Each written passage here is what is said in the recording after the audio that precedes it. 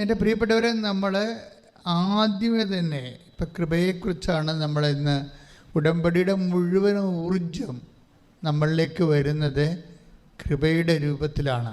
അപ്പം ആദ്യമേ തന്നെ നമ്മളുടെ ഒരു വിഷയം എന്താണെന്നറിയാവോ? നമ്മൾ കുഞ്ഞുനാൾ മുതൽ ട്രെയിൻ ചെയ്തിരിക്കുന്ന ദൈവം എന്ന് പറഞ്ഞാൽ ഉടനെ അനുഗ്രഹം അങ്ങനെ പഠിച്ചിരിക്കണത് അല്ലേ? അതാണ് നമ്മുടെ ഒരു കുറവ്. നമ്മൾ ദൈവം എന്ന് പറഞ്ഞാൽ ഓട്ടോമാറ്റിക്കായിട്ട് നമ്മുടെ മനസ്സിൽ തന്നെ എന്താണ്? അനുഗ്രഹം എന്നാ പിന്നെ അല്ലേ? പക്ഷേ അങ്ങനെയല്ല വരേണ്ടത്. ശരിക്കും പറഞ്ഞാൽ ദൈവം എന്ന് പറഞ്ഞാൽ ഓട്ടോമാറ്റിക്കായിട്ട് വരേണ്ടത് കൃപ. അതാണ് വിഷയം. മനസ്സിലായില്ലേ? ദൈവം എന്ന് പറഞ്ഞാൽ ഓട്ടോമാറ്റിക്കലി നമ്മുടെ മനസ്സിൽ വരേണ്ട ചിന്ത എന്താണ്? കൃപ. That is power of God. നമ്മൾ ഇഫക്റ്റ് ഓഫ് ദി പവറിനാണ് പ്രാധാന്യം കൊടുക്കുന്നത്. അനുഗ്രഹം എന്ന് പറഞ്ഞാൽ എന്താണ്? അനുഗ്രഹം എന്താണ്? ഇഫക്റ്റ് ഓഫ് ദി പവറാണ്. അതായത് ദൈവശക്തിയുടെ ഒരു പ്രതിഫലനമാണ് അനുഗ്രഹമായിട്ട് വരുന്നത് ഇല്ലേ? അതിനാണ് നമ്മൾ പ്രാധാന്യം കൊടുക്കേണ്ടത്. അത് അധികം വർക്കൗട്ട് ചെയ്യത്തില്ല. അപ്പം ദൈവം എന്ന് പറയുമ്പോൾ പെട്ടെന്ന് കൃപയെന്ന് മനസ്സിൽ വരണം. എന്താണ്? പവറാണ്. കൃപയെന്ന് പറഞ്ഞാൽ എന്താണ്? പവറാണ്. എന്തുകൊണ്ടാണ് കൃപ പവറാണെന്ന് പറയാൻ കാര്യം? അത് 2 Corinthians 12:9 എല്ലാവർക്കും അറിയാവുന്ന വചനമാണ്. വായിച്ചോളൂ. ശ്രുതികടെ ഹല്ലേലൂയ ഹല്ലേലൂയ ഹല്ലേലൂയ ഹല്ലേലൂയ ഹല്ലേലൂയ. യേശുവേ നന്ദി, യേശുവേ സ്തുതി. ഹല്ലേലൂയ ഹല്ലേലൂയ ഹല്ലേലൂയ. ആരാധന ആരാധന. കൃപയരുൾക കൃപയരുൾക അളവന്നി പകർന്നിടുക ഈ ഭൂമിയിലെ യാത്രയതിൽ ദൈവകൃപയരുൾക. 2 Corinthians 12:9. 2 Corinthians 12:9. എന്നാൽ അവിടുന്ന് എന്നോട് അരുളി ചെയ്തു. പറഞ്ഞേ, ഏറ്റു പറഞ്ഞേ. എന്നാൽ അവിടുന്ന് എന്നോട് അരുളി ചെയ്തു. നിനക്ക് എന്റെ കൃപ മതി. എന്തെന്നാൽ ബലഹീനതയിലാണ് എന്റെ ശക്തി പൂർണ്ണമായി പ്രകടമാകുന്നത്. അപ്പം നിനക്ക് എൻ്റെ കൃപ മതി. ഒരു മനുഷ്യന് എന്താണ് ദൈവത്തിൽ നിന്ന് വേണ്ടത്? നിനക്കെൻ്റെ അനുഗ്രഹം മതിയെന്നല്ല അല്ലേ? നിനക്കെൻ്റെ അനുഗ്രഹം മതിയെന്നല്ല. പിന്നെ എന്താണ്? നിനക്കെൻ്റെ കൃപ മതി. അപ്പോൾ ഒരു മനുഷ്യന് ബേസിക്കായിട്ട് വേണ്ടത് ദൈവകൃപയാണ്.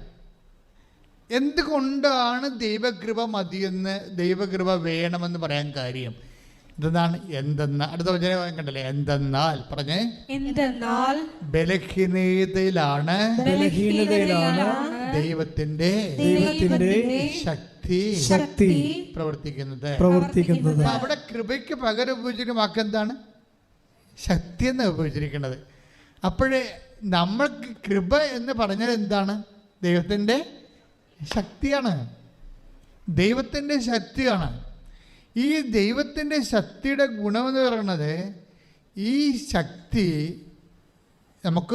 നമുക്ക് ഓരോ രോഗത്തിനും ഓരോ മരുന്നല്ലേ അല്ലേ? ഓരോരോ രോഗത്തിനും ഓരോ മരുന്നല്ലേ വൈദ്യശാസ്ത്രത്തിൽ. ശാസ്ത്രത്തിൻ്റെയും വിശ്വാസത്തിൻ്റെ വ്യത്യാസം അതാണ്.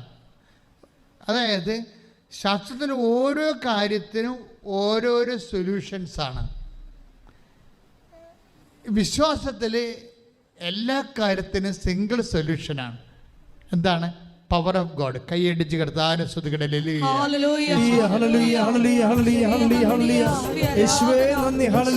പരിശുദ്ധ പരമ ദിവ്യകാരുണ്യത്തിന്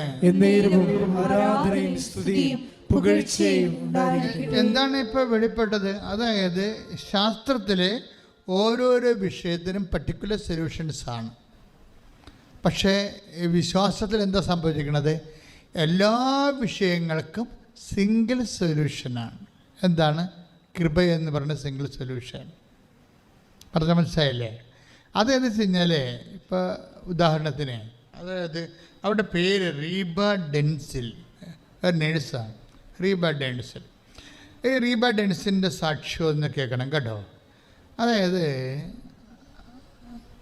അവരുടെ അവസ്ഥ, അവരുടെ ആമാശയത്തിൻ്റെ പുറകിൽ 3 മുഴകൾ, ആമാശയത്തിൻ്റെ പുറകിലാണ് വലിയ മുഴകളാണ്, ട്യൂമർ പോലെ ഇങ്ങനെ ഒരു.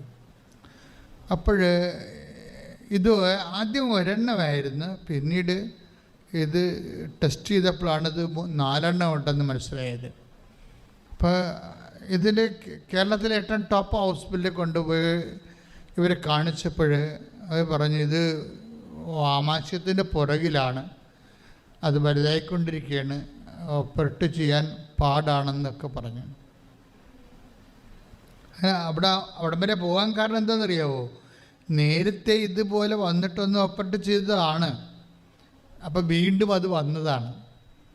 അപ്പം അപ്പോഴൊന്നും ഇവർക്ക് പ്രശ്നങ്ങളൊന്നുമില്ല. ഞാൻ ആദ്യത്തെ ഓപ്പറേഷനിലൊക്കെ അവർ പറയുന്നുണ്ട് സാക്ഷ്യത്തിൽ, എനിക്ക് ഹെൽത്ത് ഇഷ്യൂസ് ഒന്നും ഉണ്ടായിട്ടില്ല ഇരുകയെ, അത് കാരണം ആദ്യം ഓപ്പറേഷനാണെന്ന് പറഞ്ഞപ്പോൾ ഒന്നും എനിക്ക് പ്രശ്നമില്ല. ഞാൻ ആദ്യം ഓപ്പറേഷനാണെന്ന് പറഞ്ഞപ്പോഴേ എനിക്ക് പ്രശ്നമൊന്നുമില്ല. ഓപ്പറേഷൻ ഉണ്ടെങ്കിൽ പെട്ടെന്ന് ഹീലാകുമല്ലോ. ഓപ്പറേഷൻ കഴിയുമ്പോൾ അവരുടെ നേഴ്സായിരുന്ന അവർക്കാർക്ക് ടെക്നിക്കാലിറ്റീസ് എല്ലാം അറിയാം.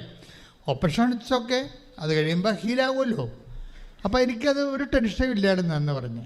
ആദ്യത്തെ ഓപ്പറേഷൻ 4 ആമാശയത്തിൻ്റെ പുറകിലാണ്, 4 ട്യൂമറാണ്.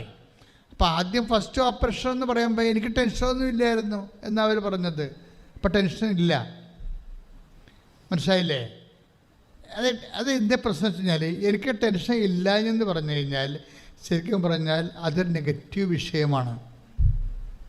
ടെൻഷൻ ഉണ്ടാകണം, മനസ്സിലായില്ലേ? നിങ്ങൾക്ക് കടമാണ്, ടെൻഷൻ ഇല്ലെന്ന് പറഞ്ഞു കഴിഞ്ഞാൽ നെഗറ്റീവാണത്. നിങ്ങൾക്ക് പരീക്ഷ വരാൻ പോകുന്നു, നിങ്ങൾക്ക് ടെൻഷൻ ഇല്ല എന്ന് പറഞ്ഞാൽ അത് നെഗറ്റീവാണ്, പോസിറ്റീവ് അല്ലത്. കാര്യം ടെൻഷൻ ദൈവം തന്നിരിക്കണത് എന്തിനാണത്? നമ്മളുടെ മെരിറ്റ് പോകുന്നൊരു സമയത്ത് യുവർ ലൂസ് ടെൻഷൻ നമ്മളോട് പറയണത് എന്താ? ആശങ്കകൾ, ഉത്കണ്ഠകൾ നമ്മളോട് പറയണത് എന്താണ്? You are losing your merit എന്നാണ് പറയണത്, അല്ലേ? പറഞ്ഞ മനസ്സിലായില്ലേ? നിങ്ങൾക്ക് നിങ്ങളുടെ യോഗ്യത പോയിക്കൊണ്ടിരിക്കുന്നു, കറണ്ട് പോയിക്കൊണ്ടിരിക്കുന്നു, ഇൻവെർട്ടർ ഓൺ ചെയ്യാൻ സമയമായി, അല്ലെങ്കിൽ ജനറേറ്റർ ഓൺ ചെയ്യാൻ സമയമായി, അത്രേ ഉള്ളൂ സംഭവം. ഇത് വളരെ നല്ല ഒരു ലാംഗ്വേജ്, ടെൻഷൻ എന്ന് പറഞ്ഞൊരു നല്ല ലാംഗ്വേജാണ്. ടെൻഷൻ വന്നു കഴിഞ്ഞാൽ അതിൻ്റെ അർത്ഥം എന്താണ്? നമ്മൾ ബലഹീനമാകുകയാണ്. അപ്പോൾ എന്താ പൗലോസ് അപ്പോസ്തലൻ പറഞ്ഞത്? നമ്മൾ ബലഹീനമാകുമ്പോഴെന്താ ചെയ്യേണ്ടത്? അത് ഓട്ടോമാറ്റിക്കാണത്. അവിടെ അത് ഓട്ടോമാറ്റിക്കാണ്. പക്ഷേ ഓട്ടോമാറ്റിക് ആകണമെങ്കിൽ അതൊക്കെ കുറച്ച് മാനുവൽ പരിപാടിയുണ്ട്. Take the word of God 2 നമ്മൾ വായിച്ചു തന്നെ എടുത്തുള്ളൂ. 2 കൊരിന്തോസ് 12:9. 2 കൊരിന്തോസ് 12:9 പറഞ്ഞോളൂ. ക്രിസ്തുവിന്റെ ശക്തി എൻ്റെ മേൽ ആവസിക്കേണ്ടതിന്, ക്രിസ്തുവിന്റെ ശക്തി എൻ്റെ മേൽ ആവസിക്കേണ്ടതിന് ഞാൻ പൂർവാധികം സന്തോഷത്തോടെ എൻ്റെ ബലഹീനതയെ കുറിച്ച് പ്രശംസിക്കും. അപ്പോൾ എന്താ പ്രശ്നം? ഇതിക്ക് മുമ്പൊരു വിഷയമുണ്ട്. എന്താ കാര്യം വെച്ചാൽ ക്രിസ്തുവിൻ്റെ ശക്തിയുടെ ഒരു വിഷയം, അതിൻ്റെ ഒരു വർക്കിംഗ് പ്രിൻസിപ്പിൾ എന്താണ്? ആവസിക്കുകയാണ് ചെയ്യണത്. ക്രിസ്തുവിൻ്റെ ശക്തി നമ്മളിലേക്ക് വരുന്നതിന് ബൈബിൾ ഉപയോഗിക്കുന്ന വാക്ക് എന്താണ്? ആവാസനമെന്നാണ്. അത് നമ്മുടെ ഇപ്പോൾ ശക്തി, കർത്താവിൻ്റെ ശക്തി നമ്മളിലേക്ക് ആവഹിക്കുക. ഇങ്ങനെ വരണമെങ്കിൽ എന്ത് ചെയ്യണം? ഈ ബലഹീനതയെ നമ്മൾ അഡ്രസ്സ് ചെയ്യേണ്ടി വരും. പീഡിയാവും. ദാറ്റ് മീൻസ് ഒരു മിനിമം ബലഹീനത നമുക്കുണ്ടാകണം. അത് ഉണ്ടാവത്തില്ലെന്ന് പറഞ്ഞു കഴിഞ്ഞാൽ ഉടനെ നമ്മൾ കൃപയുടെ വാതിൽ അടച്ചിട്ടിരിക്കുകയാണ്. ഇപ്പോൾ അവരെന്താ പറഞ്ഞത്? റീബ ഡെൻസ് എന്താ പറയണത്? 4 ആമാശയത്തിൻ്റെ ബാക്കിൽ 4 ട്യൂമർ ഉണ്ടായിരുന്നു. ആ ട്യൂമർ ഓപ്പറേഷൻ ചെയ്ത് മാറ്റണമെന്ന് പറഞ്ഞപ്പോൾ അത് ഒരെണ്ണം വലുതായിരുന്നു. അപ്പം എനിക്കൊന്നും ഫീൽ ചെയ്തില്ല, എനിക്ക് ടെൻഷനൊന്നും ഇല്ലായിരുന്നു എന്നാണ് പറഞ്ഞത്. അത് ശരിയാണ്. കാര്യം അവരെക്കുറിച്ച് എനിക്ക് സാങ്കേതിക കാര്യങ്ങൾ അവർക്ക് അറിയാവുന്നത് കൊണ്ട് അതിൻ്റെ ഹീലിംഗ് ടൈം എടുക്കും, അത്രയേ ഉള്ളൂ എന്നാണ് അവർ പറഞ്ഞത്. അപ്പോൾ അവർക്ക് അതിനെക്കുറിച്ച് ടെൻഷൻ ഇല്ല. ടെൻഷൻ എന്ന് പറയുന്നത് എന്താണ്? ടെൻഷൻ എന്ന് പറയുന്നത് നമ്മളുടെ യോഗ്യതയിൽ നിന്ന് നമ്മൾ we are losing our merit എന്നായി ടെൻഷൻ നമ്മൾ പറയുന്നുണ്ട് പറഞ്ഞിരിക്കുന്ന കാര്യം മനസ്സിലായോ? നമ്മളുടെ യോഗ്യത നഷ്ടപ്പെടുന്നു. പിന്നെ അടുത്ത ഓപ്ഷൻ എന്താണ്? Not by merit but by grace. ഗ്രേസാണ് ഓപ്ഷൻ. ഓരോ ടെൻഷനും നമ്മളോട് പറയുന്ന സംഭവം എന്താണ്? കൃപയുടെ കാലമായി, ഇനി നിൻ്റെ യോഗ്യതയുടെ കാലം കുറയുന്നു. ക്ലിയർ അല്ലേ? ഇത് നിങ്ങളുടെ യോഗ്യതയുടെ കാലം കുറയുന്നു. എല്ലാത്തിനും മനുഷ്യനൊരു യോഗ്യതയുണ്ട്. പഠിക്കാനൊരു യോഗ്യത ഇല്ലേ? പഠിക്കുന്നതിനൊരു യോഗ്യതയുണ്ട്. മെമ്മറി ഒരു യോഗ്യതയാണ്. ആരോഗ്യം ഒരു യോഗ്യതയാണ്. അപ്പോൾ ഇതിങ്ങനെ കുറേ നമ്മളെ സംതൃപ്തരാക്കുന്നതും നമ്മളെ നിലനിർത്തിക്കൊണ്ടിരിക്കുന്നതുമൊക്കെ ആത്മവിശ്വാസത്തിൽ നിലനിർത്തുന്നതൊക്കെ നമ്മുടെ യോഗ്യതകളാണ്. നമ്മുടെ ആത്മവിശ്വാസത്തിൻ്റെ എല്ലാം അടിസ്ഥാനം എന്താണ്? നമ്മുടെ യോഗ്യതയാണ്, നോട്ട് ദൈവമല്ല. കാര്യം മനസ്സിലായില്ലേ? ഇത് വെരി സീരിയസ് ആണിത്. നിങ്ങൾക്ക് അല്ലെങ്കിൽ എനിക്കോ ആത്മവിശ്വാസം ഉണ്ടെന്ന് പറഞ്ഞാൽ ആ ഞാനും നിങ്ങളും പറയുന്ന ആത്മവിശ്വാസത്തിൻ്റെ അടിസ്ഥാനം എന്താണ്? അതൊരിക്കലും ദൈവമല്ല. അത് നമ്മൾക്കുള്ള മെറ്റീരിയൽ ബെനിഫിറ്റ്സ് ആൻഡ് മെറിറ്റ്സാണ്. മനസ്സിലായ? ഇവിടെ ടോർപ്പട വരുമ്പോഴാണ് കൃപയുടെ കാലം ആരംഭിക്കുന്നത്. നമ്മൾക്ക് ആത്മവിശ്വാസം, ഇപ്പോൾ പണമുണ്ട് നിങ്ങൾക്ക്, അല്ലെങ്കിൽ നിങ്ങൾക്ക് ബാങ്കിൽ പണമുണ്ട്, അത് ആത്മവിശ്വാസം തരും നിങ്ങൾക്ക്. ബാങ്ക് പൊളിയണത് വരെ ആത്മവിശ്വാസം തരും. മനസ്സിലായില്ലേ? ബാങ്ക് മൊറട്ടോറിയം ആയെന്ന് പറയുമ്പോൾ തന്നെ എല്ലാ പുറകോട്ട് വയ്ക്കും. എന്താണ്? നമുക്ക് അറ്റാക്ക് അടിക്കും. അപ്പോൾ ഇത്രയും നാൾ നമ്മളുണ്ട് ആത്മവിശ്വാസം എന്ന് പറഞ്ഞാൽ നമുക്ക് വിശ്വാസം ഉണ്ടെങ്കിലും നമ്മളെ ഭരിച്ചുകൊണ്ടിരുന്നത് നമ്മുടെ ആത്മവിശ്വാസങ്ങളാണ്. പറഞ്ഞ മനസ്സിലായില്ലേ? ആത്മവിശ്വാസം മെറിറ്റിൽ നിന്ന് വരുന്നതാണ്, വിശ്വാസത്തിൽ നിന്ന് വരുന്നത് കൃപയാണ്. ഇത് രണ്ട് ഡിപ്പാർട്ട്മെൻറ്റാണ്. ഇത് കറക്റ്റായിട്ട് ഞാൻ പറഞ്ഞില്ലേ, ഇത് മാത്തമാറ്റിക്കലായിട്ട് നമ്മൾ ഒരു ബൈബിൾ ഗണിതം എന്ന് പറയുന്ന സബ്ജക്റ്റാണ് ഡീൽ ചെയ്യണത്. എന്ന് വെച്ച് കഴിഞ്ഞാൽ നമ്മൾക്ക് ഉണ്ടെന്ന് പറയുന്നത് ആത്മവിശ്വാസമാണ്. ആത്മവിശ്വാസത്തിൻ്റെ അടിസ്ഥാനങ്ങളെന്ന് പറയുന്നത് ഒരിക്കലും ദൈവമല്ല, മറിച്ച് ഭൗതികമായിട്ടുള്ള കപ്പാസിറ്റീസാണ്. പൊന്ന്, പണം, പറമ്പ്, പാർട്ടി, സ്വാധീനിക്കാൻ ആൾ, റെക്കമെൻഡ് ചെയ്യാൻ ആൾ, ഇതെല്ലാം മെറ്റീരിയലാണ്. ഇങ്ങനെ മെറ്റീരിയലായിട്ടുള്ള സാഹചര്യങ്ങളെന്ന് പറയണതാണ് പലപ്പോഴും നമ്മളുടെ യോഗ്യത എന്ന് നമ്മൾ പറയണത്. പക്ഷേ ദൈവ പൈതലെ, നീയും ഞാനും ഓർക്കാൻ ദൈവം പറഞ്ഞ ഒരു കാര്യം എന്താണ്? ഈ ലോകത്തുള്ള പകുതി മുക്കാൽ കാര്യങ്ങളും നമ്മുടെ ആത്മവിശ്വാസത്തിന് അടിസ്ഥാനമായ മെറ്റീരിയൽ ബെനിഫിറ്റ്സ് കൊണ്ടല്ല റൺ ചെയ്യണത്, നോട്ട് ബൈ മെറിറ്റ്. അതാണ് എഫെസ്യസ് 2:6 വായിച്ചോളൂ, ഒന്നൊരു വായിച്ചോളൂ. പരിശുദ്ധ പരമദിവ്യകാരുണ്യത്തിന് എഫെസ്യസ് 2:8. വിശ്വാസം വഴി കൃപയാലാണ് നിങ്ങൾ രക്ഷിക്കപ്പെട്ടത്. അത് നിങ്ങൾ നേടിയെടുത്തതല്ല, ദൈവത്തിന്റെ ദാനമാണ് എന്ന് പറഞ്ഞ വിശ്വാസം വഴി കൃപയാലാണ് നിങ്ങൾ രക്ഷിക്കപ്പെട്ടത്. രക്ഷിക്കപ്പെടുന്നതിൻ്റെ നിത്യരക്ഷ ഉൾപ്പെടെയുള്ള കാര്യങ്ങളുണ്ട്. ക്രിസ്തുവിൻ്റെ ദൈവികമായ പദ്ധതിയാണ്.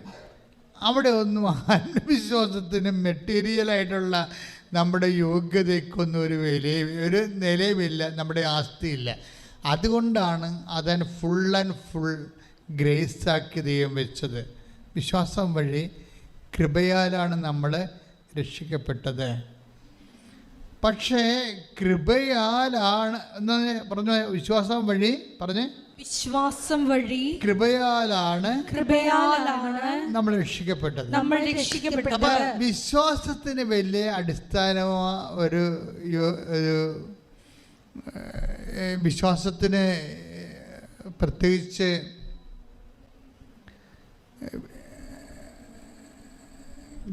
വിശ്വാസം എന്ന് പറഞ്ഞ മക്കളെ, വിശ്വാസം വഴി കൃപയാലാണ് നമ്മൾ രക്ഷിക്കപ്പെട്ടത്.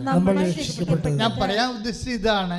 അതായത് ഈ നിത്യരക്ഷ എന്ന് പറയുന്ന വിഷയം മാനുഷികമായിട്ട് നടക്കാത്തതാണ്. അത് ദൈവികമായ കാര്യമായത് കൊണ്ടാണ് ഫുൾ ആൻഡ് ഫുള്ളായിട്ട് അത് കൃപയാലായിട്ട് വരണത്. കൃപ കൊണ്ടേ പറ്റത്തുള്ളൂ, ദൈവത്തിൻ്റെ കൃപ കൊണ്ടേ പറ്റത്തുള്ളൂ. പക്ഷേ നിത്യരക്ഷ എന്ന് പറയുന്നത് മനുഷ്യൻ്റെ നിത്യജീവിതവും കൂടി ബന്ധപ്പെട്ട് വരുന്ന കാര്യമാണ്. നിത്യതയോളം മനുഷ്യൻ ജീവിക്കുന്ന വലിയൊരു പ്രോജക്റ്റാണത്. പക്ഷേ അതിൻ്റെ കാര്യം ഞാൻ സിമ്പിളായിട്ട് നിങ്ങളുടെ മുമ്പ് പറയുമ്പോൾ നിങ്ങൾ ഓർക്കും, നിത്യരക്ഷ വലിയൊരു പ്രോജക്റ്റാണ്, എന്നായിരിക്കും അത് എന്നൊക്കെ. ഞാനിതിങ്ങനെ സിമ്പിളായിട്ട് പറയണത്, ഞാൻ നിത്യരക്ഷ എന്താണെന്ന് കണ്ട ആളാണല്ല. അതാണ് പ്രശ്നം. ഞാൻ സിമ്പിളായിട്ട് പറയണം, ഞാൻ അമ്മയെ ജീവനോടെ കണ്ട ആളല്ലേ. ഒന്നല്ല, ഇവിടെ വെച്ചും പിന്നെ ഈജിപ്തിൽ വെച്ചും 2 പ്രാവശ്യം. ഈജിപ്തിൽ വെച്ച് അമ്മ 4 പേരെ എൻ്റെ വായിക്കൊണ്ടുവന്നിട്ട്, അതല്ലേ ഇപ്പം ഞാൻ വായ പൊളിക്കുമ്പോഴൊക്കെ ഇതൊക്കെ പറഞ്ഞുകൊണ്ടിരിക്കണേ. ഇതൊക്കെ വല്ലതും പഠിച്ചിട്ട് പറഞ്ഞാണോ? പഠിക്കാനുള്ളതൊക്കെ ഞാൻ സെമിനാരി വെച്ച് ഞാൻ എന്തുമാത്രം പഠിച്ചിട്ടുണ്ട്, ഒത്തിരി പഠിച്ചിട്ടുണ്ട്. അതായത് അച്ഛനായിട്ട് പോലും എനിക്ക് അവിടെ ലൈബ്രറി, എൻ്റെ മുറി ലൈബ്രറി മുഴുവനും പഠിത്തമാണ്. പുറത്തുള്ള ജോലി കഴിഞ്ഞാൽ പിന്നെ പഠിത്തമാണ്. പക്ഷെ ഞാൻ നിങ്ങളോട് പറയണ ഒന്നും ആ പഠിച്ച കൂട്ടത്തിലുള്ളതല്ല. ഞാനീ പറയണതെല്ലാം കർത്താവ് എനിക്ക് ഇവിടെ നിൽക്കുമ്പോൾ തരണ വചനങ്ങളാണ് പറഞ്ഞിട്ടുണ്ട്. പിന്നെ ഞാൻ അതിൻ്റെ പുറകെ പ്രാർത്ഥിച്ചങ്ങനെ സഞ്ചരിക്കുമ്പോഴാണ് കർത്താവ് ലിങ്ക് ചെയ്ത് പുതിയ വചനങ്ങൾ തരണത്. അതെന്താ സംഭവിച്ചു കഴിഞ്ഞാൽ, വചനങ്ങളെ സംബന്ധിച്ചിടത്തോളം നമുക്കറിയാം. ഇപ്പോഴെന്താണ് നമ്മൾ പറഞ്ഞു കേട്ടത്? വിശ്വാസം വഴി കൃപയാലാണ് നമ്മൾ രക്ഷിക്കപ്പെട്ടത്. അപ്പോഴേ രക്ഷിക്കപ്പെടുക എന്നുള്ള വലിയ പദ്ധതി നിത്യജീവനോട് ബന്ധപ്പെട്ട കാര്യമാണത്. ഞാനെന്താ നിത്യജീവൻ സിമ്പിളായിട്ട് പറയാൻ കാരണം വെച്ച് കഴിഞ്ഞാൽ, അമ്മയെ ഞാൻ നേരിട്ട് കണ്ടതാണ്. നിങ്ങൾക്ക് ചിലപ്പോൾ നിത്യജീവൻ എന്ന് പറയുമ്പോൾ നിങ്ങൾക്ക് നിത്യജീവനേക്കാൾ വലുത് IELTS ആയിരിക്കും. അതെന്താ കേട്ടത്? നിങ്ങൾ കൺഫ്രണ്ട് ചെയ്യേണ്ട വിഷയം അതാണ് നിങ്ങൾ കൺഫ്രണ്ട് ചെയ്യേണ്ട വിഷയം. പക്ഷേ എൻ്റെ മക്കളൊരു സാധ്യത ശ്രദ്ധിക്കണം. അതായത് നിങ്ങൾ എന്നാണ് നിങ്ങളുടെ വിഷയത്തെക്കാൾ ഉപരി ദൈവത്തിന് പ്രാധാന്യം കൊടുക്കുന്നത്, അന്ന് മുതലാണ് കൃപ വർക്കൗട്ട് ചെയ്യാൻ തുടങ്ങുന്നത്. മനസ്സിലായ? ഇപ്പം നിങ്ങൾക്ക് എന്നാണ് നിങ്ങളിപ്പോൾ അനുഭവിക്കുന്ന വിഷയത്തെക്കാൾ ഉപരി ദൈവത്തിന് പ്രാധാന്യമുള്ള എന്തുകൊണ്ടാണ്? നിങ്ങളുടെ ജീവിതത്തിൽ ഇപ്പോൾ ദൈവത്തിന് പ്രാധാന്യമുള്ള എന്തുകൊണ്ടാണ്? നിങ്ങളുടെ വിഷയത്തിൽ ദൈവം ഇടപെടുമെന്നുള്ള ഉറപ്പുള്ളതുകൊണ്ടാണ്, അല്ലേ? അതാണ് പ്രശ്നം. പക്ഷെ നിങ്ങളുടെ വിഷയത്തിനെ മാറ്റി നിർത്തിക്കൊണ്ട് ദൈവത്തിനൊരു പ്രാധാന്യം, നിങ്ങളുടെ വിഷയത്തെ മാറ്റി നിർത്തിക്കൊണ്ട് സ്ഥലം വെക്കുക, വിവാഹം നടക്കുക, മക്കളുണ്ടാവുക, ഇങ്ങനെയുള്ള നിങ്ങളുടെ വിഷയത്തെക്കാൾ പ്രാധാന്യം ദൈവത്തിന് എപ്പോഴാണ് കൈവരിക, അപ്പോഴും മുതലാണ് ഈ കൃപ വർക്ക് ചെയ്യാൻ തുടങ്ങുന്നത്. കൈയടിച്ച് കർത്താവിനെ സ്തുതി.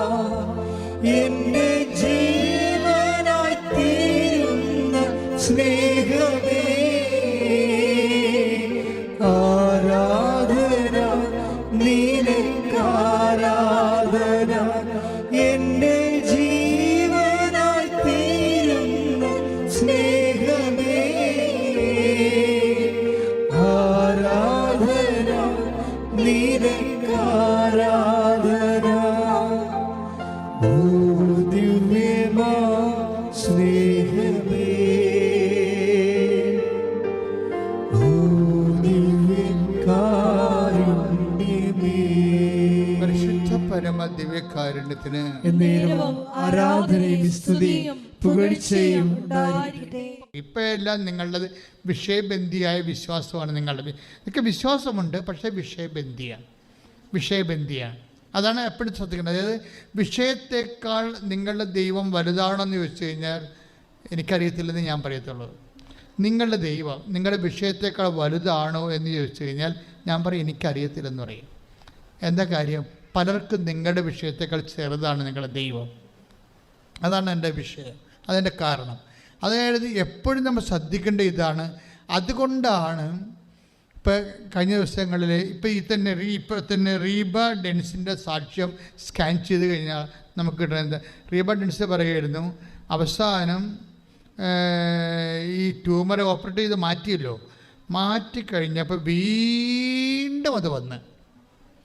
വീണ്ടും വന്നതോടുകൂടി ഞാൻ പ്രാർത്ഥന നിർത്തി. അതാണ് സാധനം.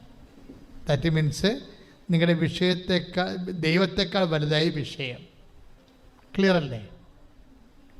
അവർ പറയണത് അവർ ഓപ്പറേറ്റ് ചെയ്ത് മാറ്റിയ ട്യൂമർ വീണ്ടും ഒന്ന് നിൽക്കുക. അപ്പം നമുക്ക് അതായത് നമ്മളൊക്കെ സംഭവിക്കേണ്ടത് ഇതിനേക്കാൾ ഡിസാസ്റ്റേഴ്സ് ആയിരിക്കും സംഭവം. അതായത് അവർക്ക് ആദ്യം ഒരു ഫീല് ചെയ്തില്ല, കുഴപ്പമില്ല, കുറച്ച് കഴിയുമ്പോൾ സുഖമായിക്കൊള്ളല്ലോ, ഓപ്പറേറ്റ് ചെയ്യുമ്പോൾ സുഖമായിക്കൊള്ളൂ, ഓപ്പറേറ്റ് ചെയ്യുമ്പോൾ സുഖമായിക്കൊള്ളൂ എന്ന് ചോദിച്ചാൽ എനിക്ക് ടെൻഷനൊന്നും ഇല്ല എന്ന് അവർ പറയണത്. എൻ്റെ അഭിപ്രായത്തിൽ അവർക്ക് ടെൻഷൻ വേണ്ടതായിരുന്നു ആദ്യമേ.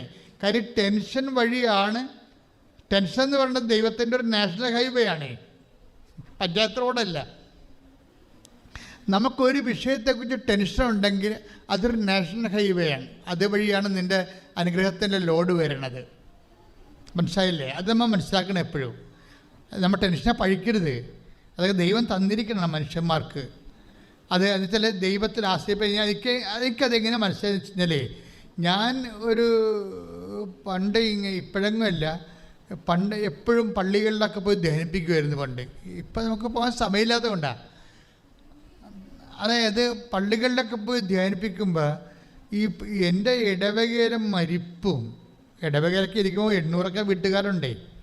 അപ്പോൾ അവിടുത്തെ മരിപ്പും കല്യാണവും വേദപാഠവും സംഘടന പ്രവർത്തനവും എല്ലാം കഴിഞ്ഞിട്ട് വേണം നമ്മൾ മറ്റു ഇടവകയിൽ പോയി ധ്യാനിപ്പിക്കാൻ. അപ്പോൾ പള്ളിയിൽ നിന്ന് ഇറങ്ങുമ്പോഴായിരിക്കും, പള്ളിയോട് നിന്ന് ഇറങ്ങുമ്പോഴായിരിക്കും വേറെ ആരെങ്കിലും എന്തെങ്കിലും കാര്യം പറഞ്ഞുകൊണ്ട് വരണത്, വല്ല ഒടുക്കത്തതാ സ്ഥൈര്യലേപനോ രോഗീലേപനോ ഒക്കെ പറഞ്ഞുകൊണ്ട് വരുമ്പോൾ അതോടുകൂടി പിന്നെ നമ്മൾ അതിൻ്റെ പുറകെ പോകും. അത് കഴിഞ്ഞാൽ പിന്നെ ടൈം കുറയും. പിന്നെ തിരിച്ചു വന്നിട്ട് പിന്നെ വണ്ടി 70 പറപ്പിക്കുമ്പോൾ ഇത് അവിടെ എത്തുമ്പോഴൊക്കെ ഒരു തന്നെ കേത്തച്ച് പിടിച്ച് ഇത് വെക്കുക, ഇതിൻ്റെ ഉള്ളിൽ പ്രിപ്പയർ ചെയ്യാൻ മറന്നു പോകും. മറന്നിട്ട് നമുക്ക് പറ്റാത്ത സമയം കിട്ടാത്തത് കൊണ്ടാണ് പ്രിപ്പയർ ചെയ്യാൻ അപ്പോൾ ഇതിനകത്ത് ടെൻഷനാകും. പിന്നെ എന്ത് ചെയ്യും? വണ്ടിയിലിരുന്നുകൊണ്ട് ഈ സ്ഥലത്ത് എത്തണവരെ ജവമാരി എലിക്കൊണ്ടിരിക്കും. പക്ഷെ ഞാൻ ഇപ്പോഴൊക്കെ തിരിഞ്ഞു നോക്കുമ്പോൾ എനിക്ക് മനസ്സിലാകുന്ന ഒരു സത്യം എന്താ അറിയുമോ? ഏത് ധ്യാനമാണ് ഏറ്റവും നല്ലോണം വിജയിച്ചത്, അഭിഷേകം ഉണ്ടായെന്ന് നോക്കി കഴിഞ്ഞാൽ ഏറ്റവും കൂടി ഞാൻ ടെൻഷൻ അടിച്ച ധ്യാനമായിരിക്കും. അതാണ് വിഷയം. ഞാൻ എന്തെങ്കിലും എൻ്റെ സഹോദരന് പറയുന്നുണ്ടെങ്കിൽ അത് തീർച്ചയായിട്ടും എവിടെയെങ്കിലും എൻ്റെ ഒരു അനുഭവത്തിൽ നിന്നേ പറയത്തുള്ളൂ.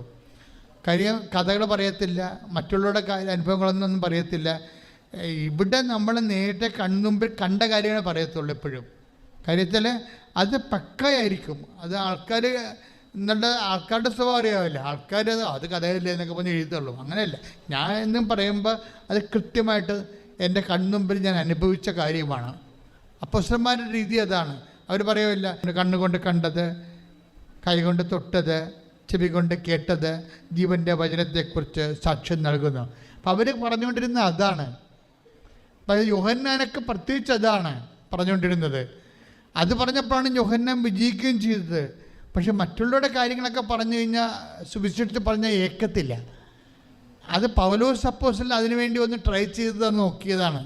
17-ാം അധ്യായത്തിലൊക്കെ എന്താ വെച്ച് കഴിഞ്ഞാൽ അദ്ദേഹം ഏതൻസ് ചെല്ലുമ്പോൾ ഏതൻസിലെ കവികളുടെ ചില വചനങ്ങളൊക്കെ അവിടെ ഭിത്തിയിൽ എഴുതിയിട്ടിരുന്നത്, തൂണിലൊക്കെ എഴുതി വെച്ചിരിക്കുന്നത്, അതൊക്കെ കോട്ട് ചെയ്ത് അദ്ദേഹം സംസാരിച്ചിട്ട് അദ്ദേഹം ആൾക്കാർ കേട്ടിട്ട് ഇറ്റ്സ് ഗുഡ് പ്രസംഗം എന്നൊക്കെ പറഞ്ഞു, നല്ല പ്രസംഗം എന്നൊക്കെ പറഞ്ഞു ഗുഡ് ബൈ പറഞ്ഞു പോയി. ഏറ്റില്ല. ക്രൂശിക്കപ്പെട്ട കർത്താവിനെക്കുറിച്ച് പറയാൻ തുടങ്ങിയപ്പോഴാണ് അതിന് ഭയങ്കരമായിട്ട് ക്രൂശിക്കപ്പെട്ട കർത്താവിനെക്കുറിച്ച് പറഞ്ഞു കഴിഞ്ഞാൽ സ്വർഗത്തിൻ്റെ സബ്സിഡി ഉണ്ട് ഒത്തിരി. അതിന് മറ്റേ സബ്സിഡി ഇല്ലല്ലോ പുള്ളി. അതാണ് വിഷയം. അതായത് ദൈവവചനത്തെക്കുറിച്ച്, ക്രൂശിനെക്കുറിച്ചും അതിൻ്റെ സത്യാവസ്ഥയെക്കുറിച്ചൊക്കെ പറയുമ്പോൾ നമുക്ക് സ്വർഗീയമായ സബ്സിഡി കിട്ടും. അവർ സപ്പോസിന് ഏതൻസിലെ കവികളെക്കുറിച്ച് പറഞ്ഞപ്പോൾ സബ്സിഡി കിട്ടിയില്ല, ഗ്രാൻഡും കിട്ടിയില്ല, ഒന്നും കിട്ടിയില്ല. തെണ്ടിപ്പിരിഞ്ഞ് അവിടെ നിന്ന് അവസാനം ചാപ്റ്റർ ക്ലോസ് ചെയ്ത് പുള്ളിക്കാരൻ. എനിക്കതറിയാവുന്ന കാരണം ഞാനിങ്ങനെ അതൊന്നും മറ്റുള്ളവരുടെ കഥകളൊന്നും പറയത്തില്ല. എന്താ കാര്യം വെച്ച് കഴിഞ്ഞാൽ, എന്താണ് നമ്മുടെ ജീവിതത്തിൽ ക്രിസ്തുവിനെ കണ്ടത് അത് പറയും. ഇപ്പം ഞാൻ എന്താ നിങ്ങളോട് പറഞ്ഞുകൊണ്ടിരിക്കുന്നത്, ടെൻഷൻ അടിക്കുന്ന കാലത്ത് ആ ടെൻഷൻ പോലെ തന്നെ പ്രെയർ ചെയ്ത് മുന്നോട്ട് കൊണ്ടുപോകണം, സമാന്തരം. മനസ്സിലായ? ടെൻഷൻ അടിക്കുമ്പോൾ അടിച്ചങ്ങനെ കുത്തി കറണ്ട് അടിച്ച പോലെ കിടക്കരുത്. ടെൻഷൻ അടിക്കുമ്പോൾ കറണ്ട് അടിക്കണ പോലെ നമുക്ക് കിടക്കരുത്. പക്ഷെ ടെൻഷൻ അടിക്കുമ്പോൾ എന്താ ചെയ്യേണ്ടത്, അതിന് ബദലായിട്ട് അതിൻ്റെ ഒപ്പം സമാന്തരമായിട്ട് നീ ജപമാല പ്രാർത്ഥിച്ചുകൊണ്ടേയിരിക്കണം. ഞാൻ പ്രൊമോട്ട് ചെയ്യണം ജപമാല ആയതുകൊണ്ടാണ് അങ്ങനെ പറയണത്. ജപമാല പ്രാർത്ഥിച്ചുകൊണ്ടിരിക്കണം. ചില ആൾക്കാർ പറയും, ഞാൻ ഒരു വചനം തന്നെ 100 പ്രാവശ്യം പറഞ്ഞുകൊണ്ടിരിക്കും. എന്നെ ശക്തനാക്കുന്നതോടെ എനിക്കെല്ലാം ചെയ്യാൻ കഴിയും, എന്നെ ശക്തനാക്കുന്നതോടെ എനിക്കെല്ലാം. അപ്പം നിനക്കതാണ് അഭിഷേകം കിട്ടിയിരിക്കുന്നത്. അപ്പം നീ അത് ചെയ്യണം. നിനക്കതാണ് അഭിഷേകം കിട്ടിയിരിക്കുന്നത്. എന്താണ്? എന്നെ ഇപ്പം ഫിലിപ്പിയർ 4:13 എന്താണ്? എന്നെ ശക്തനാക്കുന്നതിലൂടെ എനിക്കെല്ലാം ചെയ്യാൻ കഴിയും. അപ്പോൾ അതാണ് നിനക്കൊരു വചന അഭിഷേകമായി കിട്ടിയിരിക്കണമെങ്കിൽ ടെൻഷൻ അടിക്കുമ്പോൾ നീ അത് പറഞ്ഞുകൊണ്ടിരിക്കണം, നിരന്തരം പറഞ്ഞുകൊണ്ടിരിക്കണം. ഇതിന് ടൈം കഴിയുമ്പോൾ ടെൻഷൻ എന്നൊക്കെ ഉള്ള പ്രശ്നം എന്ന് വെച്ച് കഴിഞ്ഞാൽ ഇതിനൊക്കെ അല്പായുസുകളാണ്. ടെൻഷനൊക്കെ അധികകാലം ഒന്നും നിലനിൽക്കാൻ പറ്റത്തില്ല. എന്താ കാര്യം? എല്ലാ ടെൻഷനെയും അതിജീവിച്ചുകൊണ്ട് അവൻ മരിച്ചു ഉയർത്തെന്നേറ്റവനാണ്. അവൻ്റെ കീഴിലാണ് ലോകത്തിലുള്ള എല്ലാ ടെൻഷനും. കൈയിടിച്ച് കർത്താവിനെ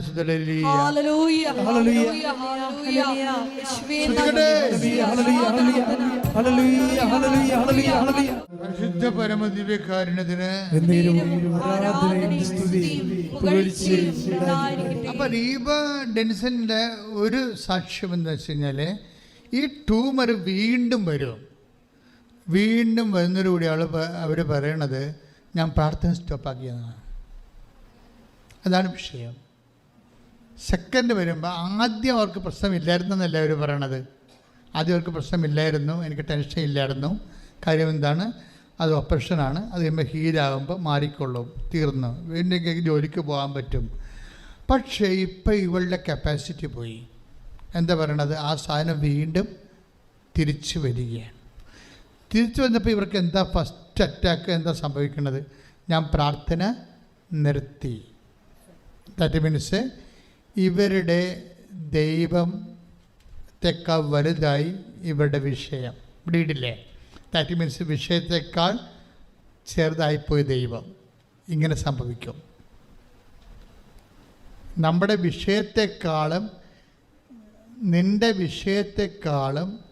നിൻ്റെ ദൈവം ചെറുതാകാനുള്ള സാധ്യത ഉണ്ട്. ആധ്യാത്മിക ജീവിതത്തിലെ ഒരു അപകടമാണോ എന്ന് ചോദിച്ചു കഴിഞ്ഞാൽ അപകടത്തേക്കാൾ വലിയൊരു കാര്യമാണത്. അതായത് നമ്മൾ എന്തുകൊണ്ടാണ് നമ്മുടെ ദൈവം ഇങ്ങനെ വലുതായി നിൽക്കുന്നത്? നമ്മുടെ വിഷയത്തെക്കാൾ ദൈവം ഇതുവരെ നമ്മൾ വിഷയത്തെ കൈകാര്യം ചെയ്ത രീതിയിൽ നമ്മൾ തോറ്റിട്ടില്ല.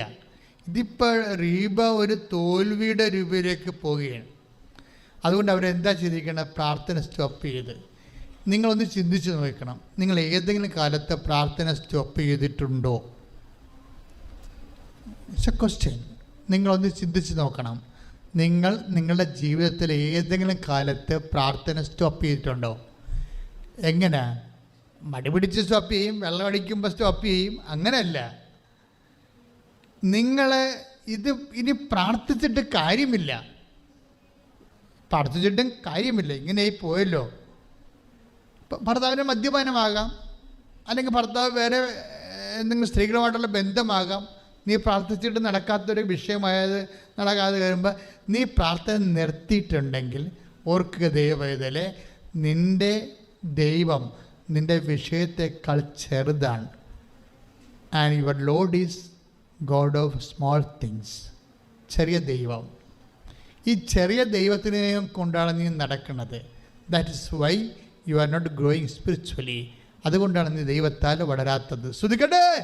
ഹല്ലേലൂയ ഹല്ലേലൂയ ഹല്ലേലൂയ ഹല്ലേലൂയ ഹല്ലേലൂയ യേശുവേ നന്ദി. ഹല്ലേലൂയ ഹല്ലേലൂയ ഹല്ലേലൂയ. പരിശുദ്ധ പരമ ദിവ്യകാരുണ്യത്തിന് എന്നേരവും ആരാധനയും സ്തുതിയും പുകഴ്ചയും ഉണ്ടായിരിക്കട്ടെ. സന്തോഷത്തോടെ പരിശുദ്ധ പരമ ദിവ്യകാരുണ്യത്തിന് എന്നേരവും ആരാധനയും സ്തുതിയും പുകഴ്ചയും ഉണ്ടായിരിക്കട്ടെ.